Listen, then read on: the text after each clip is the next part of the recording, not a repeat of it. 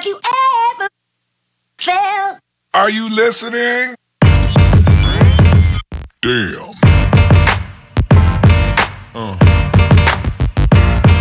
Yeah. Yeah.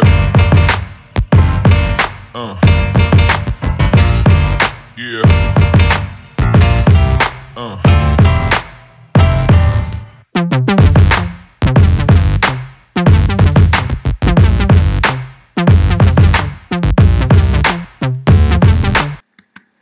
Hello everyone.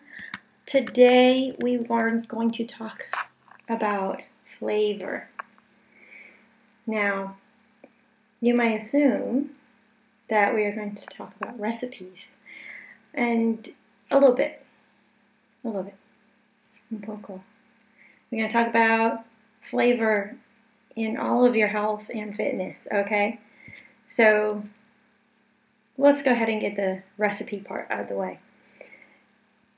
You know, if you've been watching my videos, and if you have any common sense, sorry, I just had to get that off my chest. If you know eating healthy foods will make your body healthy, eating real food, fruit, vegetable, things that are not treated, things that are not processed, things that are not loaded with sugar. If you know that eating these real things is good for you, but you say, I don't want to eat this, it doesn't taste good, and I get, shut up. Seriously, there are so many ways to make things that you might not find necessarily high on your level of what is palatable. Okay? There are so many things that can be made delicious just with a little something. And I'm not talking about a little bowl of sugar or a little gallon of oil or deep frying it.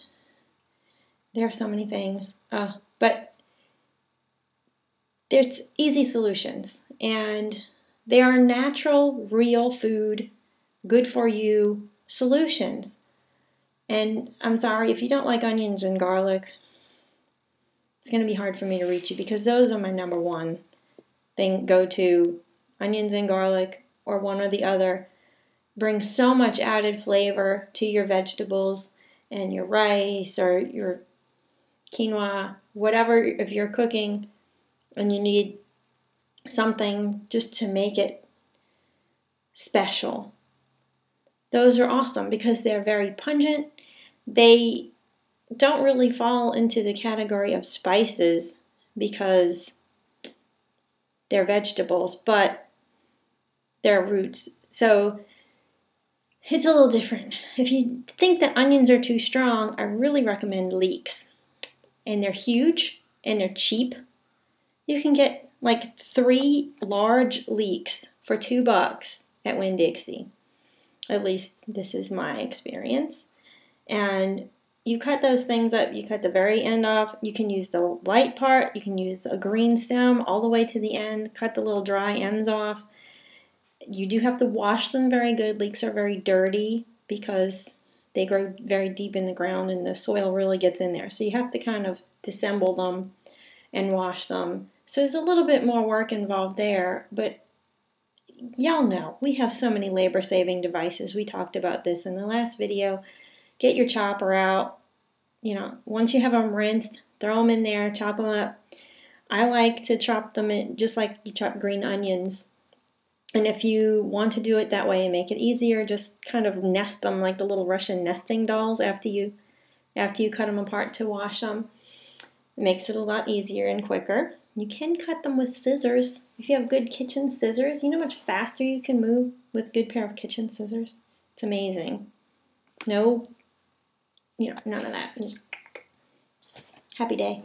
So, green onions, white onions, yellow onions, there's so many varieties of these things. And leeks taste similar to onion, but they have a little earthy bit to them, and they're milder than onions.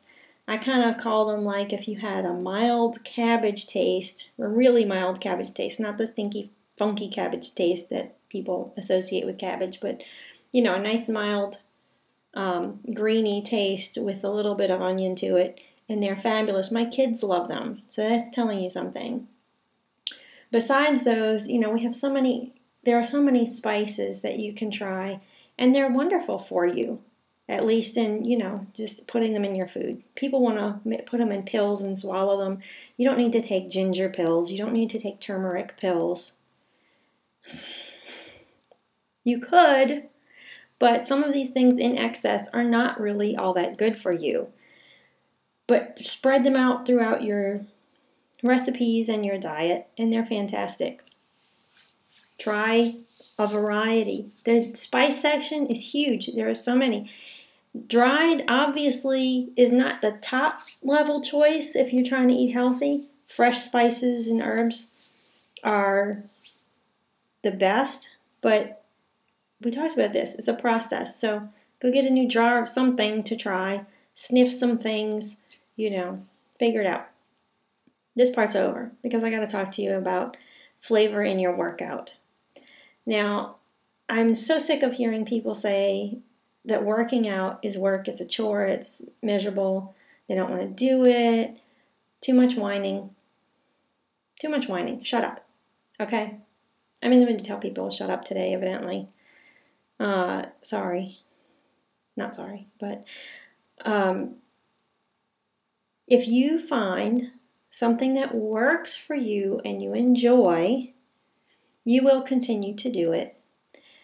This is why I do Zumba, because it was love at first wiggle, and I will continue to wiggle the rest of my life, and that is where I get my fitness, most of it. Obviously, we've talked about some other things in class about toning. I've sent you guys some recommendations for some good arm workouts and stuff like that. Those are good little things you can do extra if you're really working hard on it. But if you need something just basic, you've got to find whatever is fun for you, whatever you actually look forward to doing. Whatever there's enough motivation there that you say, if you miss it and then you go, oh, I needed that, I missed being there, I missed doing it.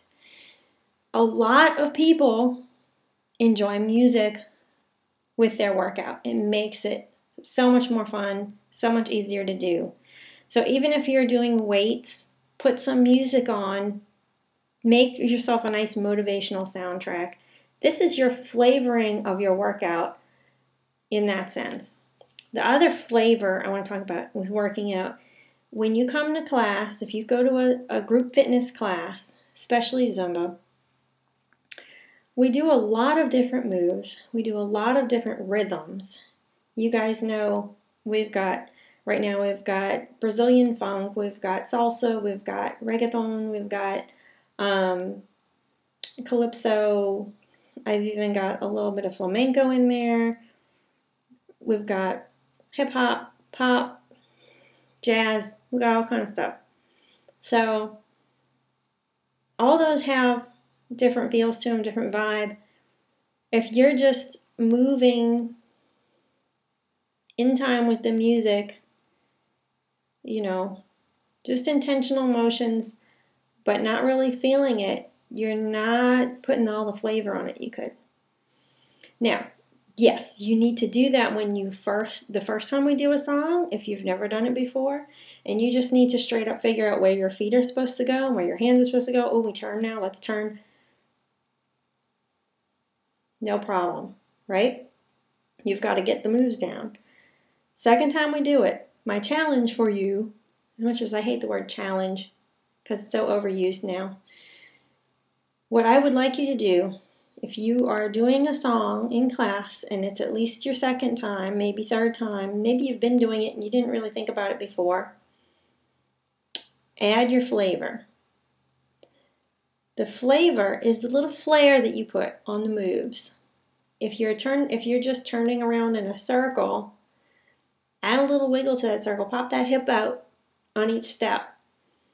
Get down low. Put that pelvis in action. You don't think Elvis had those rock hard abs for nothing. Where do you think he got those before the chicken? Fried chicken came, abs gone, bye-bye. But pelvis, that's why they called him that. Elvis the pelvis. Y'all hate that word? I'm grossing you out. Pelvis. Move it. So, yes, wiggle. Shake your butt. There's nothing wrong with it. That's a saying I've heard is if God didn't want us to jiggle, he wouldn't have given us so many parts that do. Something like that. Anyway, so basically, when you are on the dance floor, you need to get into it. Have a good time. And it's not just to make it fun, you guys. It's like I was saying about Elvis.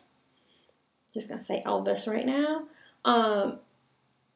When you move your hips back and forth, forward and back, side to side, rotating, around, moving your waist around, isolating the rib cage from the hips, all these things that we do in class, shaking, when we do the thing where we tap our feet, and like the little football run, you get really fast and your butt's shaking and it's like, woo, everybody scream. Okay. That's not just because the music is fast and we need something to put in there. When you do these moves, you're isolating the different parts of your core and you're actually adding strength. Now, no, you can't whittle away your middle. I've heard a lot of people say that. You can't shrink fat just by moving the middle of your body. But your cardio is for that. You're getting your heart rate up, sweating, burning calories. That's for getting rid of the fat. But if you get rid of fat and you have nothing to support what's left of you in the middle, in your trunk, then you just like a floppy rag doll. And having a strong core, it's not just about trying to get a six-pack.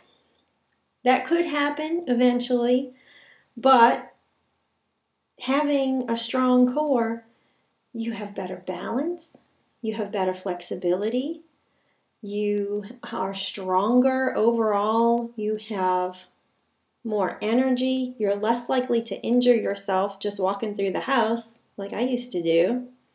So, strengthening the core is an amazing benefit that you will get when you add your flavor, when you really get into it, when we're doing this move, and I'm telling you guys, to really squeeze in, not just do the arms. That's why we're strengthening our core. And, all these squats and stuff doesn't hurt. Good from the back. You want to be able to sit down and get up without holding on to things. Just saying. Okay, so spice it up, you guys. Add some flavor to your workout. Add some flavor to your food. And you will have a bonus. And you will get healthy faster. And you will stick to it. Okay, so there's your tips for today. I'll see you later. Bye.